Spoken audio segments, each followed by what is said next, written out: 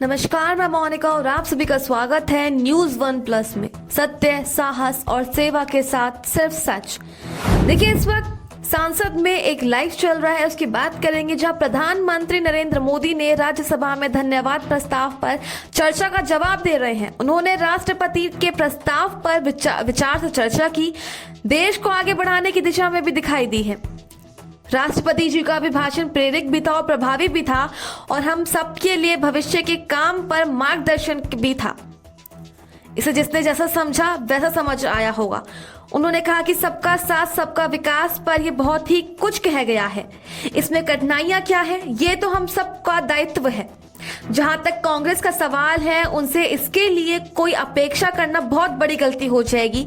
ये उनकी सोच है, समझ के बाहर है और रोड मैप से भी सूट नहीं करता है। इतना बड़ा दल एक परिवार के लिए समर्पित हो गया है, उसके लिए संभव नहीं है।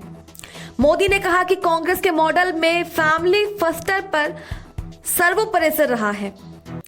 देश की जनता ने हमें तीसरी बार लगातार सेवा का मौका दिया है। ये बताते हैं कि देश की जनता ने हमारे विकास के मॉडल को परखा है और समझा है और साथ ही इसका समर्थन भी किया है।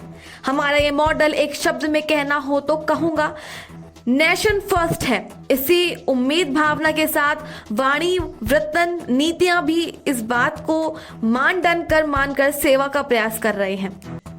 साथ ही उन्होंने बाबा साहेब को लेकर भी कुछ कहा, उनका विकास के लिए रोड मैप दिया है। बाबा साहेब के समाज का कल्याण करने का जज्बा था। बाबा साहेब ने SC/ST के विकास के लिए रोड मैप दिया था। साथ ही उन्होंने कहा कि भारत एक कृषि प्रधान देश है, लेकिन दलितों के लिए यह आजीविका साधन बन चुका है, क्योंकि भूमि खरीदना उनके समर्थन से बाहर है।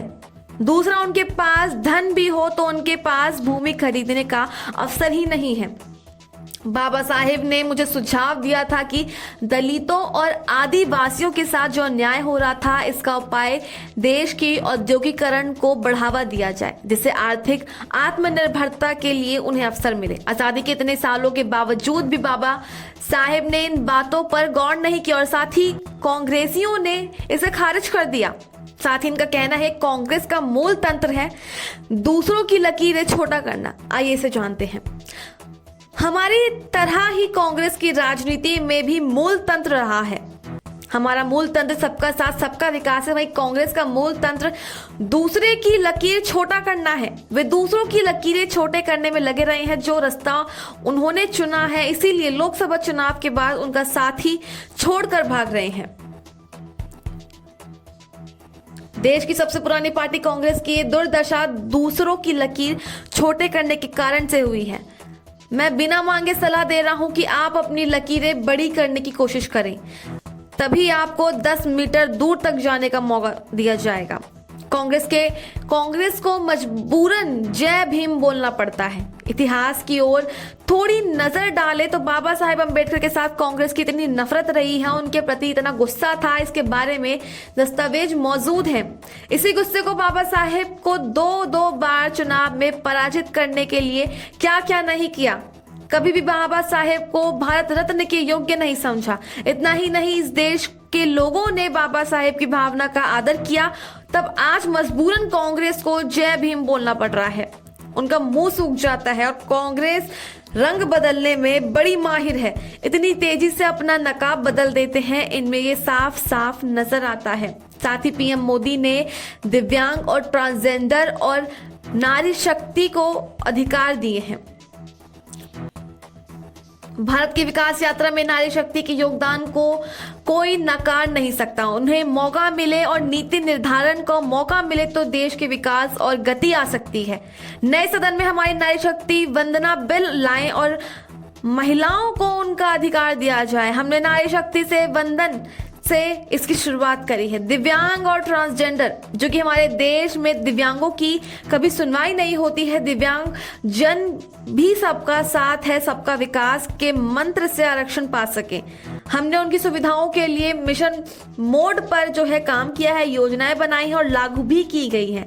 ट्रांसजेंडर के अधिकारियों के लिए प्राथमिक काम किया जाएगा। सबका साथ सबका विकास हो, हम जीते हैं।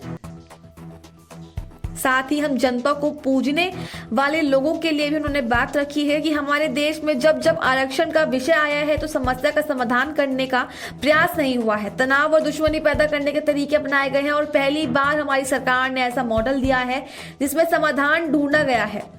हमने सामान्य वर्ग के करीब 10% आरक्षण बना दिए गए हैं बिना तनाव और बिना छीने दिए। हमने ऐसा किया तो SC, ST और OBC समुदाय ने इसका स्वागत किया और किसी के पेट में भी दर्द नहीं हुआ।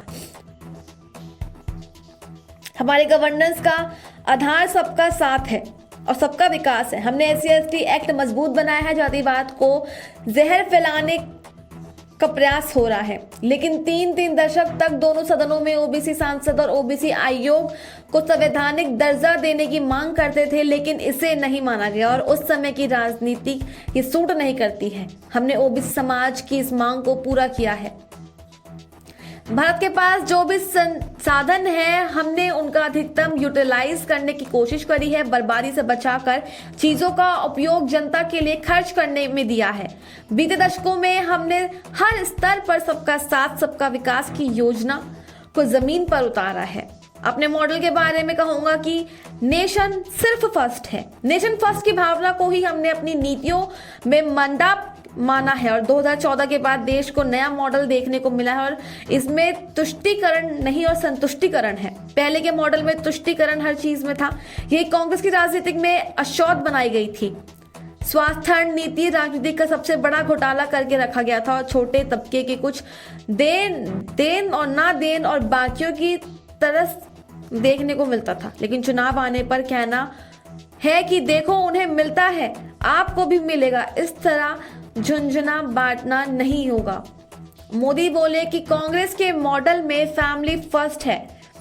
कांग्रेस के मॉडल में फैमिली फर्स्ट सर्वोपरि है और इसके लिए उनकी नीति रीति उसी एक चीज को संवारने में खपत रही है। 2014 के बाद देश में हमने सेवा करने का अवसर दिया है। मैं देश का आभारी हूं। हमें तीसरी बार लगातार पहुंचाया अपने देश, दूसरी बार तीसरी बार हमें सेवा करने का मौका देती है।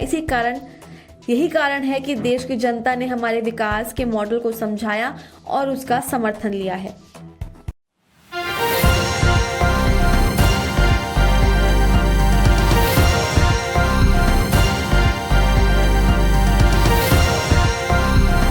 आप देख रहे हैं News One Plus, हर वक्त हर खबर।